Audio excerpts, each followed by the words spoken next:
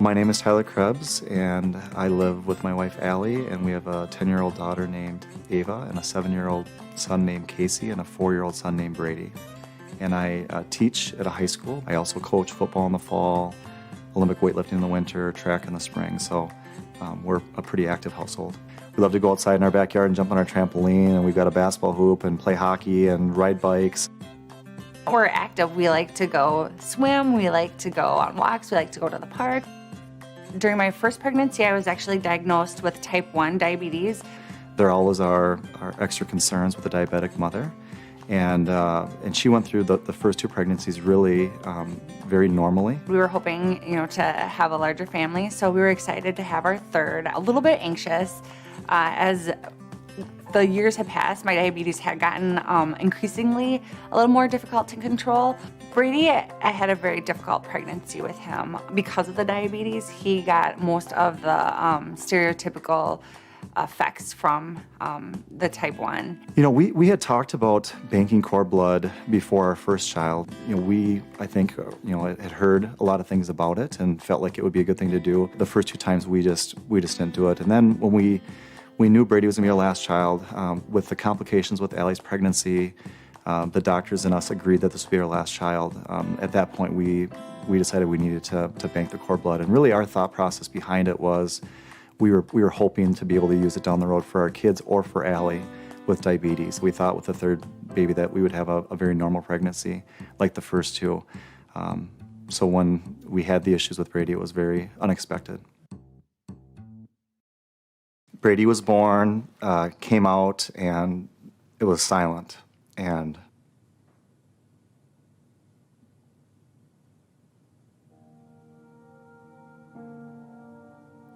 they immediately said cold blue, and there was 20 nurses that came in the room, and they put an oxygen mask on him, and then he went right to a table and they started doing chest compressions. And I looked over at Tyler, and his face was just white. And at that point, we didn't know what was going on. It was 4 minutes to get his heart beating again. The baby went to the NICU. They had him hooked up to every machine possible.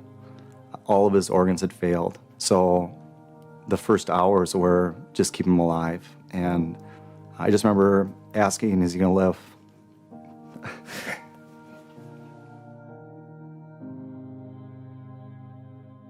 A week or so into his stay at the NICU, they had told us, the severity of his damage. So we knew he had a lot of brain trauma, and so that was the big concern. After we knew he was going to live, is what's his brain going to look like? Brady was officially diagnosed with cerebral palsy. It was the same day that we had the MRI. They had told us originally was that he may or may not walk.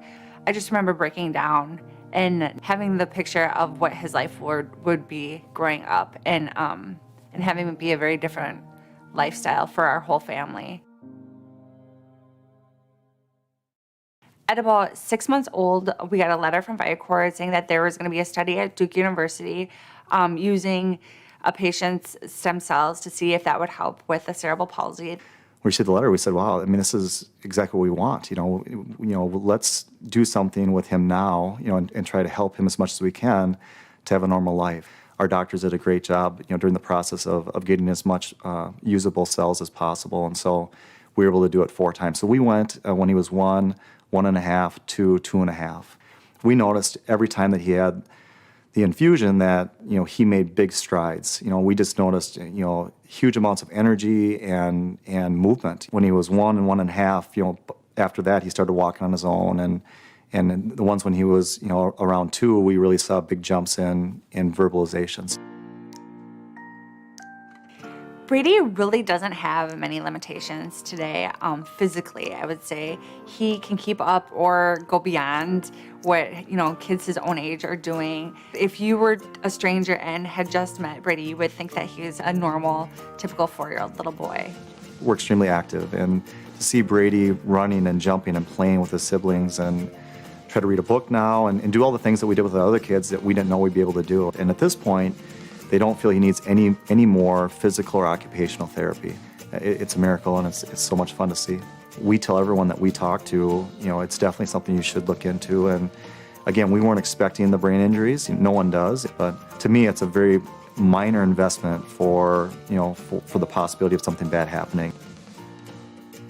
if I